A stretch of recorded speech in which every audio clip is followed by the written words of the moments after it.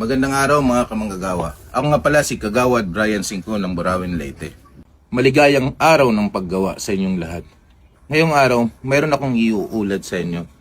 Meron tayong 18 na kasamahan mula sa Barangay Hapunan ng Burawin, Leyte na bahagyang natulungan ng ating gobyerno o pamahalaan para makauwi sa ating bayang Burawin mula sa lugar ng Cabinte, Laguna.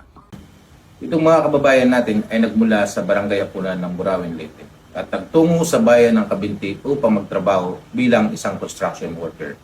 Ngunit sa loob lamang ng 3 araw, sa di malamang dahilan, sila ay naalis sa kanilang trabaho bilang construction worker at sila ay nagpagala-gala at walang makain sa lugar na yun bilang mga estrangkero sa Cabinte, Laguna. Malaking pasasalamat natin dahil sa tulong ng bayan ng Cabinte, Laguna, sila ay nabigyan ng pagkain. Akalain mo naman, binigyan sila ng 10 sakong bigas, mga dilata, at kung ano-ano pang pangangailangan nila sa pamumuno ng mayor nila na si Mayor Arroyo.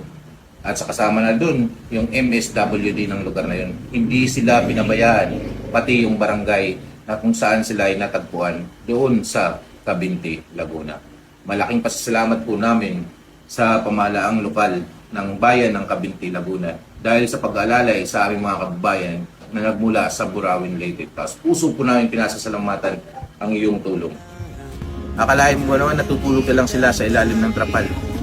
Dahil sa pagtutulungan ng iba't ibang lokal na pamahalaan sa pamamagitan ng pamahalaan ng Burawin, Leyte, Cabinte, Laguna, at ang nasyonal natin na paggobyernuhan, yung DSWD, sa pangunguna ng tulong dito sa Region 8 na Sir Logronyo.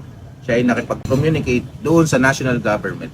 At ang national government mismo ang pumunta sa Cabinte, Laguna upang asistihan ang ating mga kasamahan na na-stranded doon.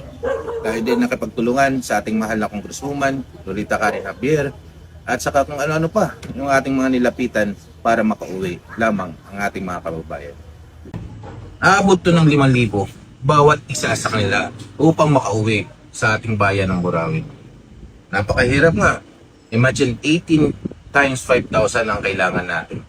Pasalamat tayo dahil sa DSWD National, sila po'y nabigyan ng pamasahe papunta ng Burawin, Leyte. At malaking pasasalamat natin dahil sa active nilang kapitan na si Cap Jima Aralar.